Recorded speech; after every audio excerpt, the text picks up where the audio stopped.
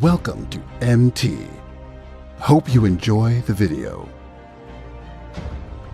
Don't let other people start depending on you. Choose the standard you want to live by and follow through on. In the ancient world, during the time of the Roman Empire, there was an interesting attitude toward this kind of choice-making. It was a brutal world in those days, to say the least. Anything could happen, from plagues to revolutions, to barbarian invasions. Even for the upper classes, it was a challenge just to survive. Yet certain people attempted to do more. There was a tradition whereby people attempted to create themselves and their characters exactly the way an artist would create a painting or a sculpture. And like a work of art, these people looked upon their lives and their characters as things of beauty that would live on after their deaths, in the memories of their friends and families. People who chose to live their lives this way were not monks or ascetics, or in any way removed from life in the everyday world. They were just very serious about building strong character. In fact, the Roman Emperor Marcus Aurelius was a famous example of this type of person.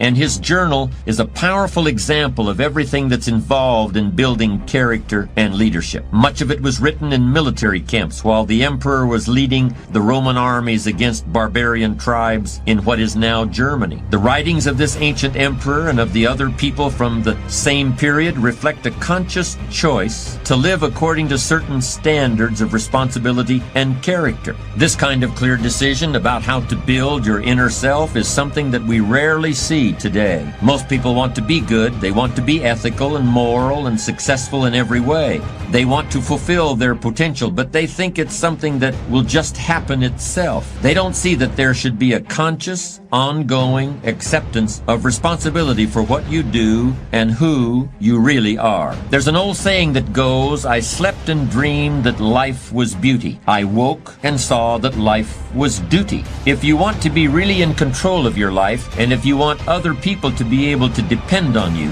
and look to you for leadership, you must wake up from the dream that somebody else will handle the pressure, that somebody else will shoot those 2 free throws.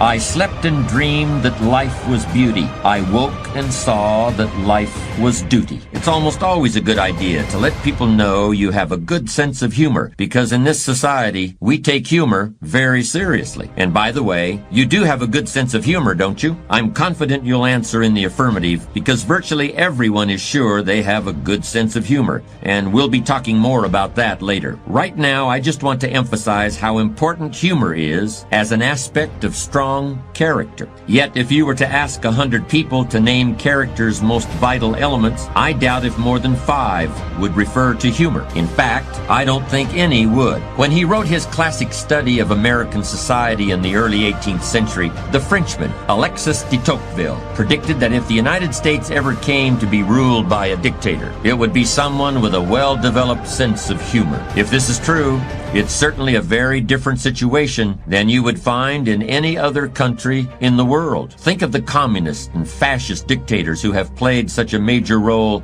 in 20th century history. They were not exactly a bunch of laugh-a-minute guys. They were good at projecting anger, and they were good at creating fear, but humor, no. Americans, however, respond to very different qualities in their leaders. And though they were obviously not dictators or tyrants, it's true that most of our beloved national leaders have had the ability to make others laugh and to laugh at themselves. Though he was fundamentally a rather melancholy man, Abraham Lincoln was also renowned as a humorist. Every biography of Lincoln refers to his love of funny stories and his willingness to stop and tell a joke, even in the midst of important business. And in more recent times, Presidents Franklin Roosevelt, John Kennedy, and Ronald Reagan were able to smooth out the ups and downs of their political careers with humor, and it was often directed at themselves. People could see that these men were strong enough and confident enough to make jokes at their own expense. And as we'll discuss later, these men were also wise enough to apply humor carefully and at the right times. When we recognize those abilities in a person, we're able to believe they'll also be strong and confident in serious or even dangerous situations. In short, we as Americans see a well-developed sense of humor as an aspect of a strong character and as almost a prerequisite for leadership. But before you go out and buy a joke book as part of your personal self-development program, here's the bad news. To a great extent, you can't learn to be humorous. And that alone makes humor different from every other trait we've discussed in this program. There are many examples of people who learned to overcome fear or even downright cowardice, and who went on to become courageous leaders. There are fools who learned to be wise, and there are liars who turned into honest men and women. There are rigid thinkers who learned flexibility. But I personally have never encountered a humorless person who learned to be humorous. And if there were such a person, I'm sure I would have come across one by now, because I have certainly encountered a great many humorless people. Perhaps one reason we respond so strongly to humor in our leaders is because we associate it with honesty, and I think this association is well-founded. Real humor is honest because real humor can't be faked. You can pretend to be serious, just like you can pretend to be intelligent. You can always fake those qualities, and some people do it all the time, but you can't really pretend to be funny. The real irony, however, is that nobody feels like they have to pretend to fake having a good sense of humor, because everybody thinks that they actually have one. People will admit to almost anything before they confess to being humorless. Have you ever met anyone who said, "You know, I just don't know how to laugh. I just don't like it when things are funny, and I'm just much more comfortable being serious all the time"? I've never met anyone like that, and I am very confident that I never will. In fact, if somebody actually confessed to me that he didn't have any sense of humor, I would think he must be joking. Take, for instance, a fellow named Sam. Sam was about as dour an individual as you would ever want to meet. He was in the meatpacking industry, which isn't an especially amusing occupation to begin with, and in his spare time, he was always trying to discover ways to make a quick $1 million.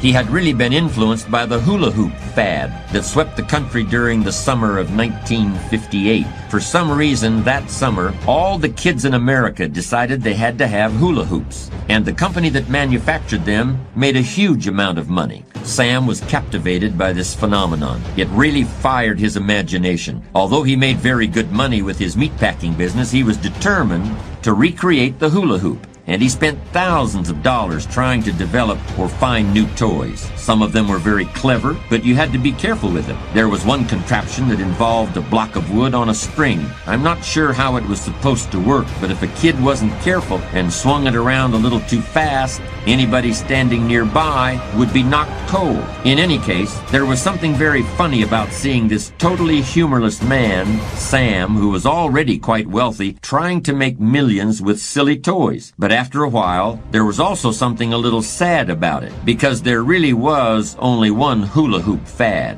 and Sam was clearly not going to recreate it. One day, a coworker of Sam's finally decided to have a talk with him. This coworker was quite a bit younger, so he approached Sam very deferentially, saying, "Sam, I'm a little confused. You're interested in making a lot of money on a new toy, but you're actually losing a lot of money trying to develop them or importing them from South America. Can you tell me a little bit about what you think is going on here?" Well, Sam just looked at him and sighed. He said, "This business we're in is a pretty grim way of making money. I've got to have something going on the side. I've got to have something to keep my mind off making sausages and hamburger." To which the coworker replied, "Sam, I can certainly understand that, and I sympathize with how you feel, but you just don't seem to have a real knack for the toy business. Why don't you get involved with something that you're good at, something that would let you use your natural abilities?" He was silent for a moment, thinking it over. When he concentrated like that, his chin sank down against his chest, and he looked like an old hound dog. He really seemed to have the weight of the entire world on his shoulders. He looked like he'd just lost his best friend in the world.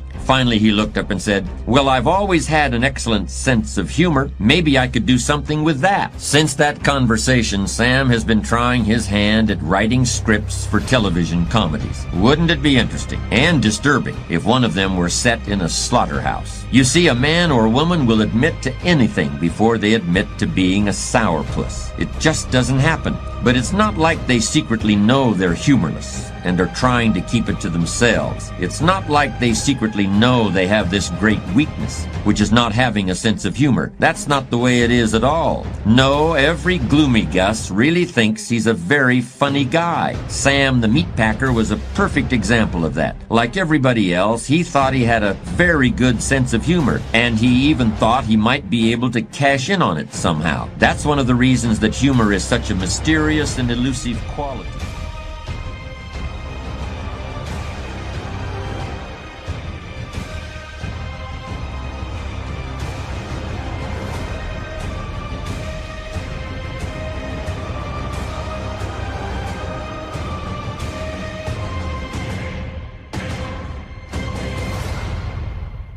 Thank you for watching our video. Check out our other motivational videos that will help you turn your life in positive direction.